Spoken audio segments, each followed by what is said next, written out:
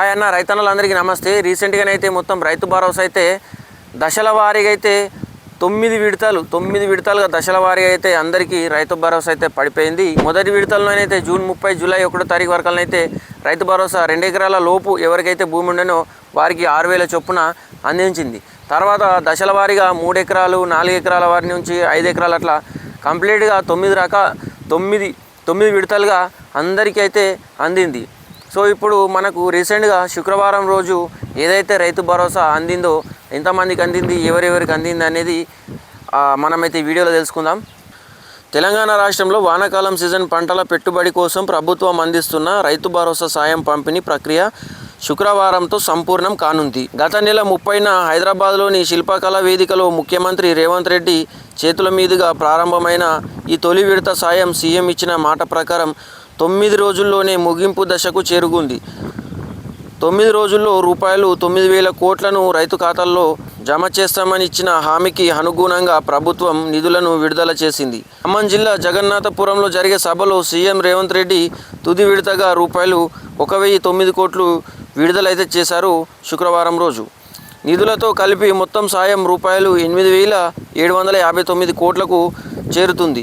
రాష్ట్ర వ్యాప్తంగా 1.45 కోట్ల ఎకరాల సాగు భూమి గల దాదాపు 74 లక్షల మంది రైతులకు ప్రయోజనం చేరనుంది.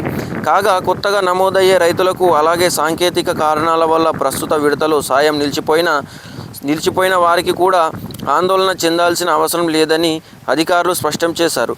వారి వివరాలను పరిశీలించి త్వరలోనే నిధులు విడుదల చేస్తామని, మొత్తంగా రైతు భరోసా కింద రూపాయలు 9,000 కోట్ల సాయం రైతులకు చేరుతుందని అధికార వర్గాలు వెల్లడించాయి.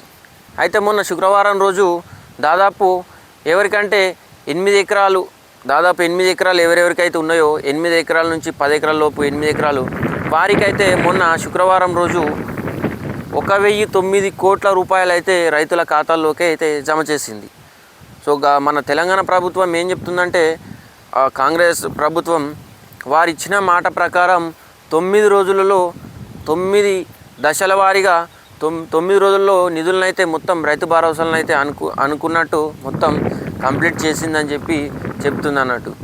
అయితే ఇంకో విషయం ఏంటంటే, కొత్తగా ఏదైతే జూన్ 5వ తారీఖు వరకల్లా కొత్తగా రైతు భరోసా అయితే ఎవరికైతే రాలేదని చెప్పి కొత్తగా పాస్బుక్లు వచ్చినాయి కదా, భూమి బుక్కులు.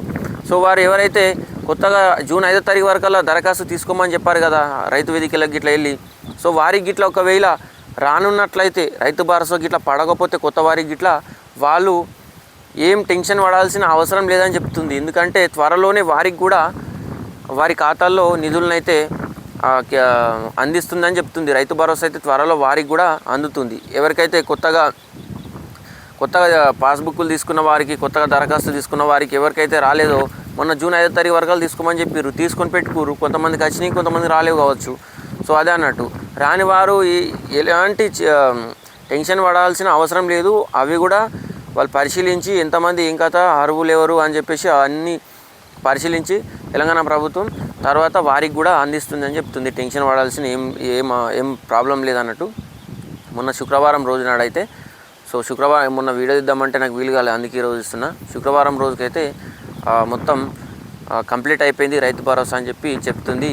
1,009 కోట్లను రైతు ఖాతాల్లోకి అయితే 8 ఎకరాల వారికి నిధులైతే జమ చేసింది. ఇదన్న ముచ్చట. రైతు భరోసా గురించి అయితే ఎవరికైతే కొత్తగా పాస్ పుస్తకాలు తీసుకున్న వాళ్ళకు, కొత్త వారికి అయితే ఎవరికైతే రాలేదో వారు రాకపోతే ఒకసారి కామెంట్ చేయండి. నేను దాని గురించి వివరాలు చెప్తా, మీరు ఎట్లా చెక్ చేసుకోవాలా, అది ఎట్లా వస్తుంది, ఏ వెబ్సైట్కి వెళ్ళి చెక్ చేసుకోవాలని నేను చెప్తా. ఎవరికైతే రాకపోతే కామెంట్ చేయండి. రైతు భరోసా అయితే ఎంతమందికి అందింది, ఎంతమందికి అందలేదు అని కూడా కామెంట్ చేయండి.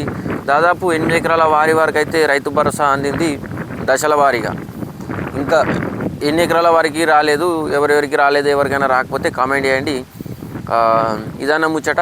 టెన్షన్ పడాల్సిన అవసరం అయితే ఏం లేదు. కొత్త వారికి అయితే వస్తుంది, అది కూడా వెనుకనే ముందు జూలై 5 వరకు ఎవరైతే దరఖాస్తు చేసుకున్నారో వారికి గిట్లా రాకపోతే త్వరలోనే అది కూడా రైతు భరోసా రానుంది. సో దయచేసి ఎవరు చింత చెందాల్సిన అవసరం లేదు, వస్తుంది, కొద్దిగా వేచి ఉండండి. ఇప్పుడు ఇన్ని రోజులు 9,000 కోట్లు 9-10 రోజుల పాటు వేసుకుంటా వచ్చారు కదా దశల వారీగా. సో దశల వారీ ఎందుకు వేసిర్రా అంటే అందరికీ తెలిసిందే, ఒకేసారి వేయరాదు.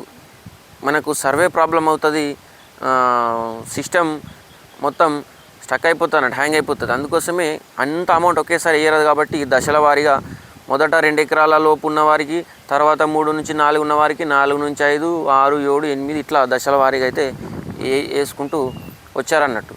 సో ప్రస్తుతం అయితే మొత్తం రైతు భరోసా అయితే ఈసారి ఆనాకాలం సీజన్కి అయితే మొత్తం క్లియర్ అయిపోయింది.